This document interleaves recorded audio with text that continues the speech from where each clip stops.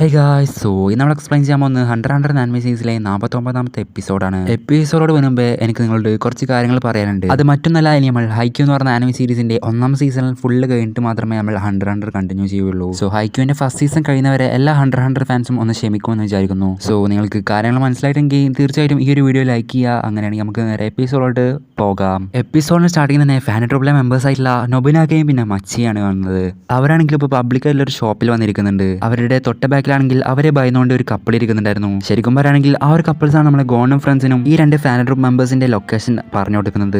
അങ്ങനെ ഇരിക്കുമ്പോഴാണ് ആ ഒരു കപ്പിൾസിനെ നമ്മൾ ലിയോറിയെ വിളിക്കുന്നത്. എന്നിട്ട് ലിയോറി പറയുന്നുണ്ട്, എനിക്ക് ആളെ മനസ്സിലായിട്ടുണ്ട്, ഞാൻ നിങ്ങളുടെ അക്കൗണ്ടിലേക്ക് പൈസ അയച്ചിടാം. ആ ഒരു പൈസ നിങ്ങൾക്ക് റിസീവ് ആയെങ്കിൽ പെട്ടെന്ന് തന്നെ നിങ്ങൾ അവിടുന്ന് സ്കൂട്ടായിക്കോ. സോ അതേപോലെ അവരും ചെയ്യുന്നുണ്ട്. അതിനുശേഷം ലിയോറി ആണെങ്കിൽ ഗോണോടും കിലുവിടെ അടുത്തും നമുക്കിപ്പോൾ അവരുടെ ലൊക്കേഷൻ മനസ്സിലായിട്ടുണ്ട്, പക്ഷേ നമ്മൾ എങ്ങനെയാണ് അവരെ പിടിക്കാൻ പോകുന്നത്? അപ്പൊ നമ്മൾ കിലുവ പറയുന്നുണ്ട്, നമ്മളിപ്പോൾ അവരെ പിടിക്കാൻ മാത്രം സ്ട്രോങ് അല്ല, അത് കാരണം അവരെ ക്യാപ്ചർ ചെയ്യാൻ നോക്കാതിരിക്കുന്നതാണ് നമുക്ക് ഏറ്റവും കൂടുതൽ നല്ലത്. എന്റെ അച്ഛന് ഒരു പ്രാവശ്യം ഫാനട്രോപ്പ് മെമ്പറിനെ കൊല്ലാൻ വേണ്ടിയിട്ട് ഒരു കൊട്ടേഷൻ കിട്ടിയിട്ടുണ്ടായിരുന്നു. ആ ഒരു വർക്ക് കഴിഞ്ഞപ്പോൾ എന്റെ ഡാഡ് പറഞ്ഞു, ഈ ഒരു കൊട്ടേഷന് ഇത്ര പൈസ പോരായിരുന്നു എന്ന്. അതാണ് എന്റെ അച്ഛനിൽ നിന്ന് ഒരു ടാർഗറ്റിന് ലഭിക്കാവുന്ന ഏറ്റവും വലിയൊരു അഭിനന്ദനം എന്ന് പറയുന്നത്. ആ ഒരു വർക്കിന് ശേഷം എന്റെ ഡാഡാണെങ്കിൽ എല്ലാ ഫാമിലി മെമ്പേഴ്സിനോടും ഫാനട്രോപ്പിന്റെ മേലെ കൈ വെക്കരുതെന്ന് പറഞ്ഞിട്ടുണ്ടായിരുന്നു. അതൊക്കെ എനിക്ക് ഇപ്പോഴും ഓർമ്മയുണ്ട്. പക്ഷെ അത് എനിക്ക് തോന്നുന്നു ഞാനൊരു 3 വയസ്സാകുമ്പോൾ പറഞ്ഞതാണെന്ന്. ഇപ്പൊ എനിക്ക് 12 വയസ്സായിട്ടുണ്ട്. അത് കാരണം എന്തെങ്കിലുമൊക്കെ നമുക്ക് ചെയ്യാൻ സാധിക്കണ്ടായിരിക്കും. ഇതൊക്കെ കേട്ട് നമ്മൾ ലിയോറിയോ ചോദിക്കുന്നുണ്ട്, ഒരു ഫാനട്രോപ്പ് മെമ്പേഴ്സ് അത്രക്ക് സ്ട്രോങ് ആണോ? അപ്പൊ നമ്മൾ കിലുവ അവരടുത്ത് പറയുന്നുണ്ട്, നിങ്ങൾക്ക് ഹിസോക്കയുടെ ശരിക്കുള്ള പവർ അറിയില്ലേ?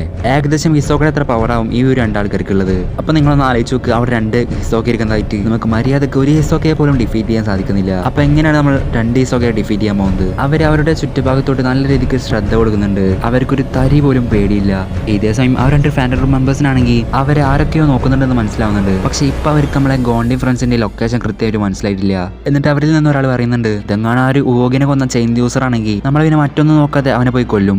ഇത് കേട്ടപ്പോൾ മച്ചി എന്ന് പറഞ്ഞ ഒരു മെമ്പർ പറയുന്നുണ്ട്, എനിക്ക് തോന്നുന്നു നമ്മളെ ബോസ് അവനെ ടീമിലോട്ട് എടുക്കാൻ താല്പര്യപ്പെടുന്നുണ്ടെന്ന്. ഇത് കേട്ടപ്പോൾ നൊബിനാഗ ആണെങ്കിൽ മച്ചിനെ ഒരുപാട് നോട്ടം നോക്കുന്നുണ്ട്. എന്നിട്ട് അവൻ പറയുന്നുണ്ട്, ബോസ് പറഞ്ഞിരിക്കുന്നത് അവനെ നമ്മളെ ബേസിലോട്ട് എത്തിക്കുക എന്നുള്ള മാത്രമാണ്. അവനെ ജീവനോട് എത്തിക്കണോ അതോ കൊന്നിട്ട് എത്തിക്കണോ എന്നൊന്നും പറഞ്ഞിട്ടില്ല. ശേഷം നമ്മളെ കിലുവ ലിയോറിയുടെ അടുത്തും ഗോണിന്റെ അടുത്തും പറയുന്നുണ്ട്, അവരിപ്പോ നോക്കുന്നത് അവരുടെ ചുറ്റുഭാഗത്ത് ആരെങ്കിലും സംശയിക്കപ്പെടുന്ന രീതിയിൽ നിൽക്കുന്നുണ്ടോ എന്നാണ്. അത് കാരണം സീരിയസ് ആയിരിക്കാതെ ഒന്ന് കൂളായിരിക്കാൻ നോക്ക്.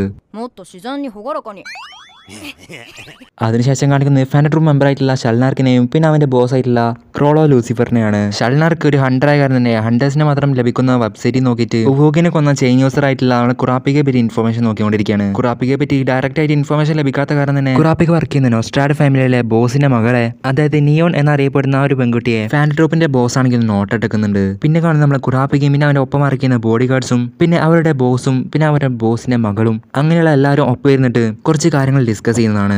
ആദ്യം തന്നെ കുറാപ്പികയുടെ ബോസ് ആണെങ്കിൽ കുറാപ്പികയെ അഭിനന്ദിക്കുന്നുണ്ട്. കാരണം കുറാപ്പിക ഉവോഗിനെതിരെ ഫൈറ്റ് ചെയ്യാൻ പോകുന്ന സമയത്ത് ബോസിന്റെ മകളെ, അതായത് നിയോണെ വേറൊരു പ്രത്യേക റൂമിലോട്ട് മാറ്റിയതിന്, അത് മാത്രമല്ല ഫാനട്രോപ്പ് മെമ്പറായിട്ടുള്ള ഉവോഗിനെ ഡിഫീറ്റ് ചെയ്തതിനും ശേഷം കുറാപ്പിക വഴി നമ്മളെ ബോസ് ആണെങ്കിൽ ഫാനട്രോപ്പിലെ മെമ്പേഴ്സും പ്രോ ഹണ്ടേഴ്സിന് മാത്രം യൂസ് ചെയ്യാൻ പറ്റുന്ന വെബ്സൈറ്റ് യൂസ് ചെയ്യുന്നുണ്ടെന്ന് മനസ്സിലാക്കുകയാണ്. ആ ഒരു ഹണ്ടേഴ്സിന് മാത്രം ലഭിക്കുന്ന വെബ്സൈറ്റിലാണെങ്കിൽ നോസ്ട്രാഡ് ഫാമിലിയെ പറ്റിയും പിന്നെ ബോസിന്റെ മകളെ പറ്റിയും കുറച്ച് ഡീറ്റെയിൽസ് എടുക്കുന്നുണ്ട്. അത് കാരണം തന്നെ ഫാനട്രോപ്പ് മെമ്പേഴ്സ് ആണെങ്കിൽ നമ്മളെ ബോസിന്റെ മകളെ കിഡ്നാപ്പ് ചെയ്യോ എന്തൊക്കെ പേടിച്ചിട്ടാണെങ്കിൽ നമ്മളെ ബോസ് ആണെങ്കിൽ തന്റെ മകളെ വീട്ടിലോട്ട് സുരക്ഷിതമായി എത്തിക്കാൻ പറയുന്നുണ്ട്. അത് ഏൽപ്പിക്കുന്നത് ബഷോ എന്ന് പറയുന്ന ബോഡി ഗാർഡും പിന്നെ മെലഡി എന്ന് പറയുന്ന ബോഡി ഗാർഡിനെയാണ്. ശേഷം നിയോണ ആ റൂമിൽ നിന്ന് പോയി എന്ന് ഉറപ്പുവരുത്തിയപ്പോൾ നമ്മളെ ബോസ് ആണെങ്കിൽ എല്ലാ ബോഡി ഗാർഡ്സിന്റെ അടുത്തായിട്ട് ഒരു കാര്യം പറയുന്നുണ്ട്, ഇന്ന് രാത്രി ഓപ്ഷൻ വീണ്ടും നടക്കും, സെയിം ടൈമിലും സെയിം ലൊക്കേഷനിൽ തന്നെ. അത് മാത്രമല്ല ഈ ഒരു ഓപ്ഷൻ നടത്തുന്ന 10 ഡോൺസ് എന്നറിയപ്പെടുന്ന മാഫിയാസ് മോശനമായ വ്യാപാര വസ്തുക്കൾ തിരിച്ചെടുക്കുമെന്ന് ഉറപ്പ് നൽകിയിട്ടുണ്ട്.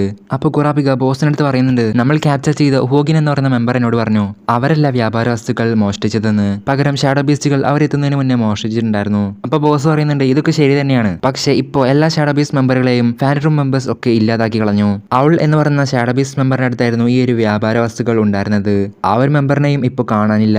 അതിനർത്ഥം അവൾ എന്ന് പറയുന്ന മെമ്പറിന്റെ കയ്യിൽ നിന്ന് ഓൾറെഡി ഫാനട്രോപ്പ് മെമ്പേഴ്സ് ആ ഒരു വ്യാപാര വസ്തുക്കൾ കൈക്കലാക്കി കഴിഞ്ഞിട്ടുണ്ടായിരിക്കും. സോ ഫാനട്രോപ്പ് മെമ്പേഴ്സിന്റെ കയ്യിൽ നിന്ന് ഈ ഒരു വ്യാപാര വസ്തുക്കൾ തിരിച്ചെടുക്കാൻ വേണ്ടിയിട്ട് ഓപ്ഷൻ നടത്തുന്ന കമ്മ്യൂണിറ്റി മാഫിയ ഇപ്പൊ പ്രൊഫഷണൽ ആയിട്ടുള്ള കൊട്ടേഷൻ ടീമിനെ ഏർപ്പാടാക്കി കഴിഞ്ഞിട്ടുണ്ട്. ഇപ്പൊ പറയുന്നത് മറ്റാരെ കുറിച്ചല്ല, അത് കിലുവയുടെ ഫാമിലി ആയിട്ടുള്ള സോൾഡിക് ഫാമിലിയെ പറ്റി തന്നെയായിരുന്നു. കുറാപ്പികയുടെ ബോസ് ആണെങ്കിൽ കുറാപ്പികയോടും ആ ഒരു ടീമിൽ ജോയിൻ ചെയ്യാൻ പറയുന്നുണ്ട്. അവിടെ സീൻ കണ്ടില്ല. ശേഷം പിന്നെ കാണിക്കുന്നത് ഫാനട്രോപ്പിന്റെ ബോസ് ആണെങ്കിൽ ഡ്രസ്സൊക്കെ മാറി എവിടെക്കോ പോകുന്നതായിട്ട് കാണിക്കുന്നുണ്ട്. ഇതേസമയം അവിടെ സീൻ കട്ടിയതിനു ശേഷം നമ്മുടെ ഗോണൻ ഫ്രണ്ട്സും സ്കെച്ച് ചെയ്തിട്ടുള്ള നൊബിനാഗയും മച്ചിയാണെങ്കിൽ അവർ അവരും വേറെ എങ്ങോട്ടൊക്കെ പോകുന്നുണ്ട്. അപ്പൊ നമ്മളെ കിലുവയും ഗോണും തീരുമാനിക്കുകയാണ് അവരുടെ പിന്നാലെ പോയിട്ട് അവർ എവിടേക്കാണ് പോകുന്നത് നോക്കാന്. പോകുന്നതിന് മുന്നായിട്ട് നമ്മളെ കിലുവയും ഗോണും ജെറ്റ്സു എന്ന ടെക്നിക്ക് യൂസ് ചെയ്യുന്നുണ്ട്. ഈ ഒരു ടെക്നിക്ക് യൂസ് ചെയ്തിട്ട് നമ്മളെ പ്രസൻസ് ഹൈഡ് ചെയ്യാൻ സാധിക്കും. നമ്മളിപ്പോ ജെറ്റ്സ് യൂസ് ചെയ്യുന്ന ഒരാളെ തൊട്ടടുത്ത് നിൽക്കുകയാണെങ്കിൽ പോലും നമ്മുടെ തൊട്ടടുത്ത് അയാൾ നിൽക്കുന്നുണ്ടെന്ന് നമുക്ക് മനസ്സിലാക്കാൻ സാധിക്കില്ല. ശേഷം കിലുവ ഗോണടുത്ത് 2 പ്രോമിസ് കൊടുക്കാൻ പറയാണ്. അവരെങ്ങനെ നമ്മളെ കാണുകയാണെങ്കിൽ നമ്മളെ സ്പോട്ടിൽ എസ്കേപ്പ് ചെയ്യും. പിന്നെ ഞാൻ വേറെ എന്തെങ്കിലും കാരണം കൊണ്ട് ഈ ഒരു പ്ലാൻ ഉപേക്ഷിക്കണം എന്ന് പറയുകയാണെങ്കിൽ നമ്മൾ ആ ഒരു സ്പോട്ടിൽ ഉപേക്ഷിക്കും. ഗോണാണെങ്കിൽ ഇതിനൊക്കെ ഓക്കെ പറയുന്നുണ്ട്. ശേഷം നമ്മളെ കിലുവയാണെങ്കിൽ ലിയോരോട് അടുത്ത് പറയുന്നുണ്ട് നീ സെപ്പലിനെ വിളിച്ചിട്ട് ഓപ്ഷന്റെ കാര്യങ്ങൾ നോക്കാൻ. അതിനുശേഷം കിലുവ ഗോണടുത്ത് ചോദിക്കുന്നുണ്ട് നീ ഇതിനു മുന്നേ വേറെ ആരെങ്കിലും ഫോളോ ചെയ്യാൻ നോക്കിയിട്ടുണ്ടോ? അപ്പൊ നമ്മളെ ഗോൺ പറഞ്ഞു കൊടുക്കുന്നുണ്ട് 100 നടക്കുന്നതിനിടയ്ക്ക് ഞാൻ ഏകദേശം ഒരു ദിവസത്തോളം ഹിസോക്കയെ ഫോളോ ചെയ്തു വരുന്നു. ഇത് കേട്ടതും കിലുവ ആകെ നെട്ടിപ്പോയിട്ട് ഗോണൊരു അടി കൊടുക്കുന്നുണ്ട്. അതിനുശേഷം ഗോണും കിലുവയും ഫാൻഡർ മെമ്പേഴ്സിനെ ഫോളോ ചെയ്ത് പോകുന്നുണ്ട്. അതേപോലെ നമ്മളുടെ ലിയോറി ആണെങ്കിൽ ഓപ്ഷനെ പറ്റി കാര്യങ്ങൾ നോക്കാനും പോകുന്നുണ്ട്. അതിനുശേഷം കാണിക്കുന്നത് നമ്മളെ ഗോണും കിലുവയാണെങ്കിൽ ഈ 2 ഫാൻ ഗ്രൂപ്പ് മെമ്പേഴ്സിനെയും വ്യത്യസ്തമായ സ്ഥലങ്ങളിൽ നിന്ന് അവരെ നിരീക്ഷിക്കുകയും ഫോളോ ചെയ്തു പോകുന്നതാണ്. അവരേതെങ്കിലും തരത്തിൽ നമ്മളെ ലൊക്കേഷൻ മനസ്സിലാക്കുകയാണെങ്കിൽ അവരുടെ മുഖഭാവമോ അല്ലെങ്കിൽ അവരുടെ ബോഡിയുടെ ആക്ഷൻസ് അതിൽ നിന്നൊക്കെ നമുക്ക് എന്തെങ്കിലും മനസ്സിലാക്കാൻ സാധിക്കും. അവരത് മറക്കാൻ സാധിക്കുമെങ്കിലും അവരുടെ ബോഡി താനെ എന്തായാലും അനങ്ങിക്കോളും. കിലുവ ഇവരുടെ ഫോളോ ചെയ്ത് പോകുന്നതിനിടയ്ക്ക് ചിന്തിക്കുന്നുണ്ട് എനിക്കൊരാളെ എങ്ങനെയാണ് ഫോളോ ചെയ്തു പോകേണ്ടത് എന്ന കാര്യത്തിൽ എനിക്ക് 3 വയസ്സ് മുതലേ ട്രെയിനിങ് കിട്ടിയതാണ്. അത് കാരണം എന്തൊക്കെ വന്നാലും അവർക്ക് എന്നെ കണ്ടുപിടിക്കാൻ ഞാൻ അനുവദിക്കില്ല. അങ്ങനെ കുറച്ച് നേരത്തിന് ശേഷമാണെങ്കിൽ ആ 2 ഫാൻ ഗ്രൂപ്പ് മെമ്പേഴ്സ് ആണെങ്കിൽ ഒരു മരുഭൂമി പോലത്തെ പ്രദേശത്തോട്ട് നീങ്ങിക്കൊണ്ടിരിക്കുകയാണ്. ഇത് കണ്ടപ്പോൾ നമ്മളെ കിലുവ ചിന്തിക്കുന്നുണ്ട് ഞാനും ഗോണും അവരെ ഫോളോ ചെയ്ത് വന്ന് അവരെങ്ങനെയെങ്കിലും തിരിച്ചറിഞ്ഞിട്ടുണ്ടായിരിക്കും. അങ്ങനെയാണെങ്കിൽ ഇതൊരു ട്രാപ്പ് ആയിരിക്കുമോ? അങ്ങനെ വരാൻ സാധ്യതയില്ല. അവർക്ക് നമ്മളെ കൃത്യമായിട്ടുള്ള ലൊക്കേഷൻ അറിയില്ല.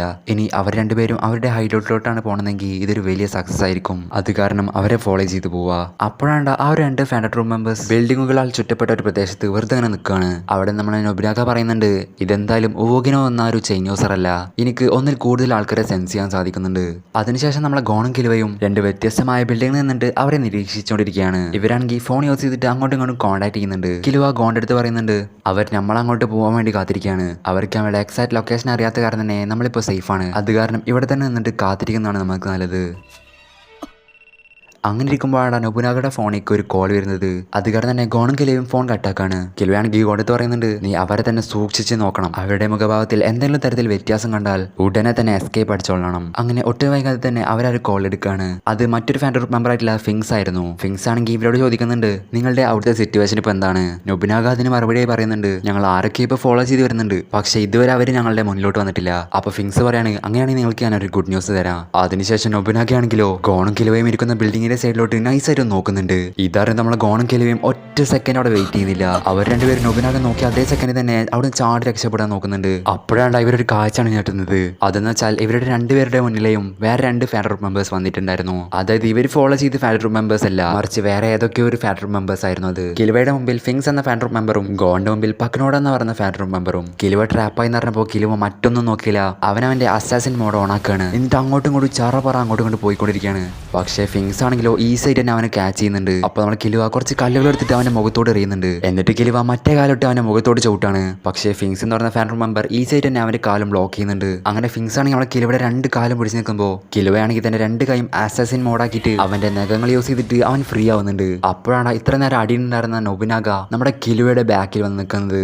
ഇത് കണ്ടതും കിലുവ ആകെ ഞെട്ടിപ്പോവാണ്. ഇത് 4ാമത്തെ ഫ്ലോർ അല്ലേ? ഇത്ര നേരം അടിയിൽ നിന്നുകൊണ്ടിരുന്ന അവൻ എങ്ങനെയാണ് ഇത്ര സെക്കൻഡ് കൊണ്ട്? അപ്പോഴാണ് ആ കിലുവക്ക് മനസ്സിലാവുന്നത് ശരിക്കും പറഞ്ഞാൽ ഫിങ്സും പക്നോഡയും ഇവരോട് 2 പേരോടും അറിയിച്ചിട്ടല്ല ഇങ്ങനെ ഒരു പ്ലാൻ നടത്തിയത്. അത് കാരണം തന്നെ അവർക്ക് നന്നായിട്ട് തന്നെ വിജയിക്കാൻ സാധിക്കുന്നുണ്ട്. എന്നിട്ട് നൊബുനാഗ കിലുവയോട് പറയുന്നുണ്ട് എനിക്ക് നിന്നോട് കുറച്ച് ക്വസ്റ്റ്യൻസ് ചോദിക്കുന്നുണ്ട്. പിന്നെ നമ്മളെ ഗോണ്ടെ സീനാണ് കാണിക്കുന്നത്.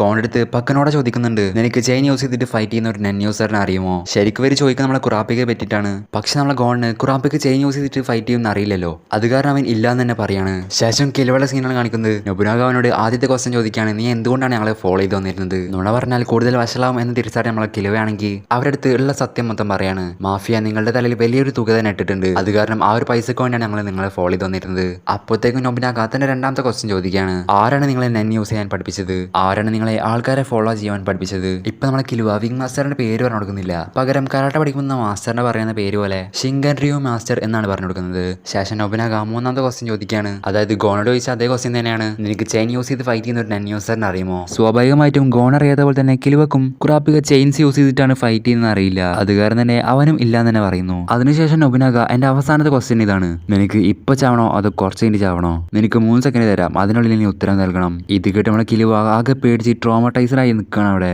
അങ്ങനെ നിൽക്കുന്നതിനിടക്ക് പെട്ടെന്ന് സീൻ കട്ടാവാണ്. എന്നിട്ട് ഗോണിന്റെ സീനാണ് കാണിക്കുന്നത്. ഗോണിന്റെ അടുത്ത് പക്കനോട് പറയുന്നുണ്ട്, നിന്റെ ഫ്രണ്ട് ഓൾറെഡി സറണ്ടർ ആയി കഴിഞ്ഞു. അത് കാരണം തന്നെ നമ്മളെ ഗോണിന് പിന്നെ സറണ്ടർ ആവാതെ വേറെ വഴി ഉണ്ടായിരുന്നില്ല. അതിനുശേഷം ഫാൻറൂം മെമ്പേഴ്സ് ആണെങ്കിൽ നമ്മളെ ഗോണും കിലുവയും ഒരു കാറിൽ എഴുതിയിട്ട് എങ്ങോട്ടോ കൊണ്ടുപോകുന്നുണ്ട്. കൊണ്ടുപോകുന്നതിനിടക്ക് ഇവരുടെ അടുത്ത് വീണ്ടും ചോദിക്കുന്നുണ്ട്, നിങ്ങൾക്ക് ആ ഒരു ചെയിൻ യൂസ് ചെയ്ത് ഫൈറ്റ് ചെയ്യുന്ന ആളെ അറിയോന്ന്. അപ്പോൾ നമ്മളെ ഗോണും കിലുവയും സ്വാഭാവികമായിട്ടും ഇല്ലാന്ന് തന്നെയാണ് പറയുന്നത്. അതിനുശേഷം കാറിൽ നിന്ന് ഇറങ്ങിയിട്ട് ഒരു വിചിത്രമായ സ്ഥലത്ത് നിർത്തുകയാണ്. എന്നിട്ട് ഇവരെ പൊട്ടിപ്പൊളി കിടക്കുന്ന ഒരു ബിൽഡിംഗ് പോലത്തെ സ്ഥലത്തേക്ക് കൊണ്ടുവരുന്നുണ്ട്. അപ്പോൾ അവരുടെ പകരോടെ പറയുന്നുണ്ട്, ഞങ്ങളുടെ ഹൈ റോഡിലോട്ട് സ്വാഗതം. അവിടെയാണെങ്കിലോ ബാക്കിയുള്ള എല്ലാ ഫാൻറൂം മെമ്പേഴ്സും ഉണ്ടായിരുന്നു. ഇവരെ കണ്ട് ഞെട്ടി നിൽക്കുന്ന നമ്മളെ ഗോണയും കിലുവയും കാണിച്ചുകൊണ്ടാണ് ഈ ഒരു എപ്പിസോഡ് അവസാനിക്കുന്നത്. സോ ഗായ്സ്, എങ്ങനെയായിരുന്നു എപ്പിസോഡ് എന്ന് തീർച്ചയായിട്ടും കമൻറ്റ് ചെയ്യുക. ഇനി നമ്മൾ കുറച്ച് കാലം കഴിഞ്ഞിട്ടായിരിക്കും അടുത്ത 100 എപ്പിസോഡ് അപ്ലോഡ് ചെയ്യുന്നത്. നിങ്ങൾക്ക് മനസ്സിലാവുന്ന വിചാരിക്കുന്നു. അങ്ങനെയാണെങ്കിൽ അടുത്ത എപ്പിസോഡ് കാണാം. അതുവരേക്കും ബൈ.